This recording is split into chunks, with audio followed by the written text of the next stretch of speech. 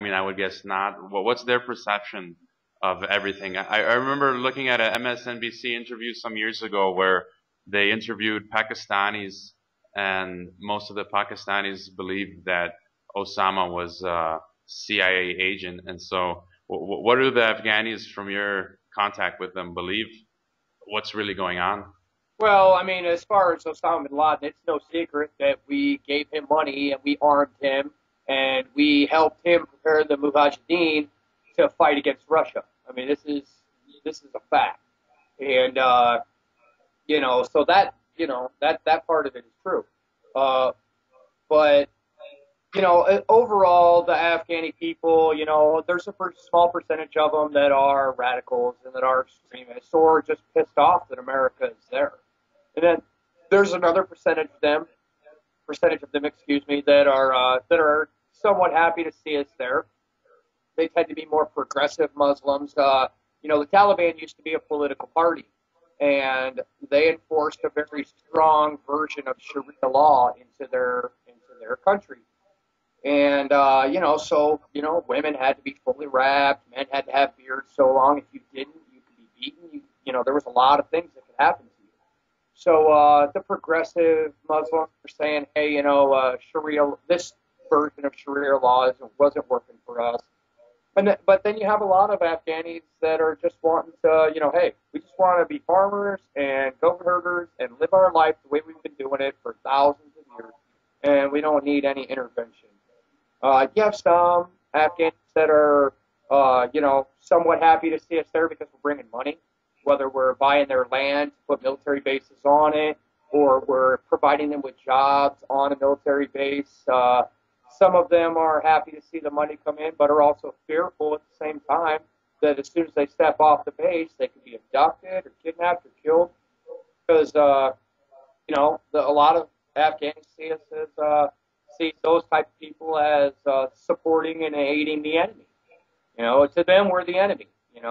If America came down and invaded Mexico, you guys would be like, oh, hell no. And you'd have your guns out in the streets. But, and that's probably what they think. Most of them would be probably supplied from the ATF. I'm sure you heard that in the news. Yeah. And any other questions, thoughts come to mind? And just on a personal note here, when are we going to cut the crap and just either make Mexico part of the United States or make them a territory or state or something? I love Mexico. I've been there before, and I thought it was great. And I love the culture down there. You guys are great. I have a family member of mine who's in the service in the Air Force. They tell him apparently some of you guys are not allowed to come down to Mexico. Yeah. So we weren't allowed to go to Mexico back in my day either. So are you still? Is this currently off limits still for you? Yeah. I was stationed in El Paso, Texas, so it sits right on the border of Juarez, and we were told don't go to Mexico, don't go down there. It's dangerous, and it's more dangerous today than it was when I went in '02. But yeah, they are. Yeah, they do say you can't go to Mexico. There has been a memorandum that's come out and said no travel to Mexico. I think they still allow Cancun and some of the tourist spots, but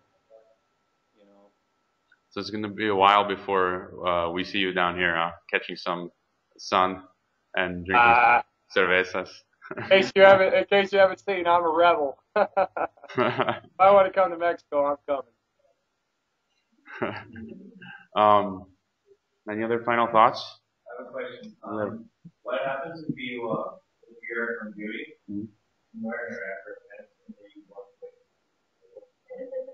Okay, so I guess that's desertion, but how much? I guess you have a contract to fulfill. He's asking what happens if you're on duty and you don't want to serve anymore. I mean, that's desertion, right? Well, yeah. I mean, no conscientious objection or. Yeah, when you sign your first contract, you sign an 8-year contract. Whether you sign 4-year active duty, and then the other 4 years of that time will be spent on like an individual ready reserve where they can call you if they need you. And that's actually, I was recalled off of that IR It's you know, you don't do anything, you don't report, you don't do anything, you just sit at home, and then one day you get a letter in the mail and says, guess what? You're going to Afghanistan. You got 17 days to be here. And but It's yeah, kinda like, go ahead. it's kind of like winning the lottery, no? Yeah, I don't know if it's like winning the lottery, but yeah, you know, I mean, it just depends, I guess, on how severe they would want to take it. If you were in Afghanistan and just said, I don't want to be here anymore, and just took off, then yeah, they're probably going to hit you a little harder than if you know, didn't fulfill your contract. Either way, you know, they give you a dishonorable discharge or a bad conduct discharge or something like that. They kick you out, it sticks on your record. If you go apply for a job, you know, they'll see that. It's not the worst thing in the world. It's not the best thing in the world. It just depends on how you look at it, I guess. Okay. Any final questions for Jesse? Do you have any questions for us? This is the first time we did this in this class, so I thought it'd be kind of interesting to hear from you and from your experience. Any questions? I got some. Yeah, why not? This is fun. Why not? I'll keep it going. All right, let's see here. In the jean jacket over there, pink in the jean jacket, glasses. Yep, that's you. All right. How do you guys feel about the American, you know, how do you guys feel about the American invasion to Afghanistan? Into Afghanistan, right? This is your own personal opinion. Yeah, so it's your personal opinion. So how do you feel personally?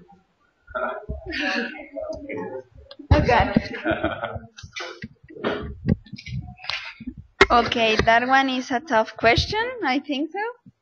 And well, in my opinion, I don't know, I'm against war, so I'm not like that into it. But well, I don't know, I'm not quite sure, and I don't know if you want to hear my opinion. I do. That's why I called you.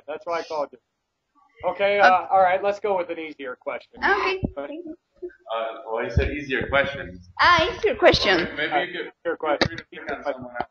What do you think of the candidate Ron Paul?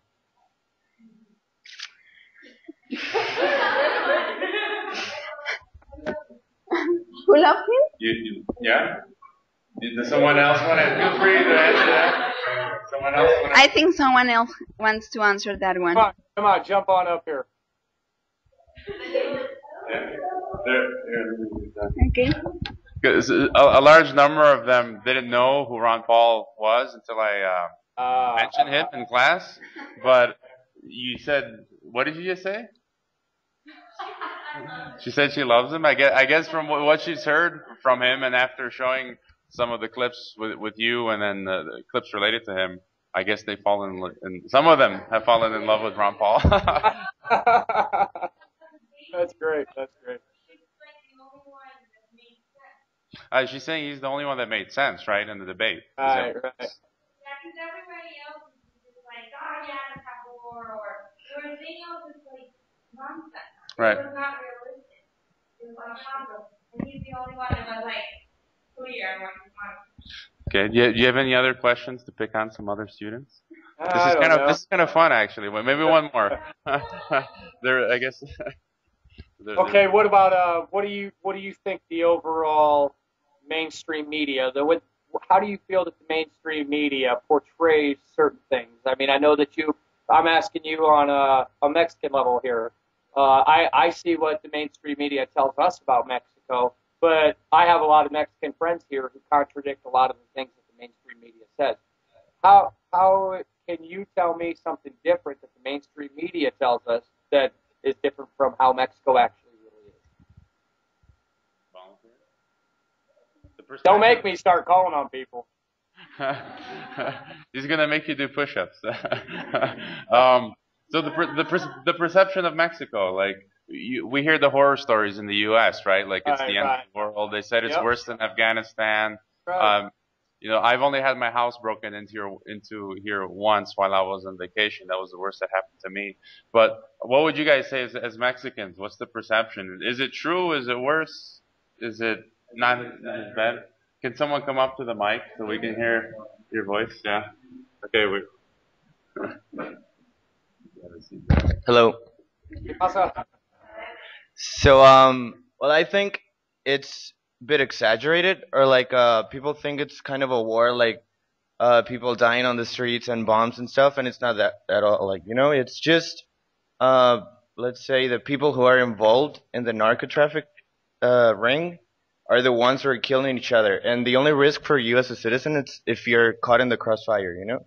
It's just like that. It's not chaos and mayhem, and I know some people. I mean, well, I was actually in the States when the war, well, let's say the war in Mexico broke, and I was expecting something, I don't know, more radical. But when I came back here, it's just the same. Like, we've always had that kind of violence. Just right now, it's getting off.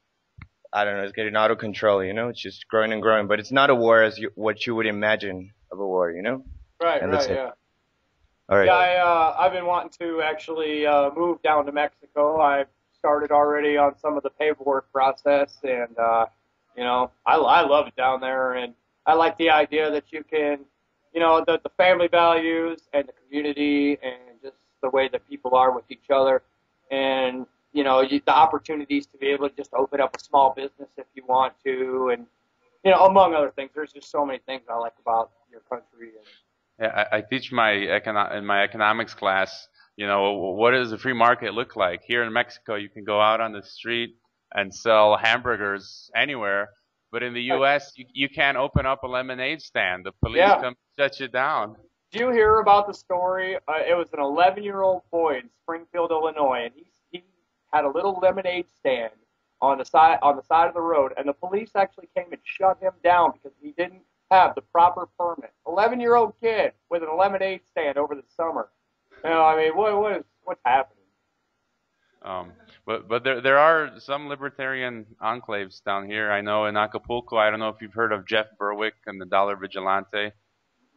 No, he runs a newsletter out of Acapulco, and they're pretty freedom-minded. So yeah, it's not a bad idea to come down here. Yeah, I would really like that. Well, Jesse, thanks so much for joining us. Very informative session, and wish you the best on the march. A week and a half, I believe. Yep. And just so you know, I have a video out. I don't know if any of you have seen it. It's called My Oath, My Opportunity, My Obligation. And it's basically just me advertising for this march on February 20th. But there's a top percentage of whoever gets the most hits on YouTube, the top percentage of people get to speak at the Washington Monument. And I'm in a pretty tight running. So if you get a chance to look it up, that would be really cool. The more views, the better. And I'm putting out a video tonight, actually, on the National Defense Authorization Act. And, yeah, hey, it's been great. Great being here with you guys, and great talking to all of you. And thanks for having me. All right, best of luck. Yeah. Adios. Bye, guys. Stand up, sons of liberty, and fight for your homes. Stand up, sons of liberty, and fight for what you want. Stand up, sons of liberty, and fight for your homes. Stand up, sons of liberty, and fight for what you want. Stand up, sons of liberty, and fight for your homes. So if ever a man should ask you for your business or your name, tell him to go and fuck himself, tell his friends to do the same. Cause a man who traded his liberty for a safe and dreamless sleep doesn't deserve the both of them, and neither shall he keep.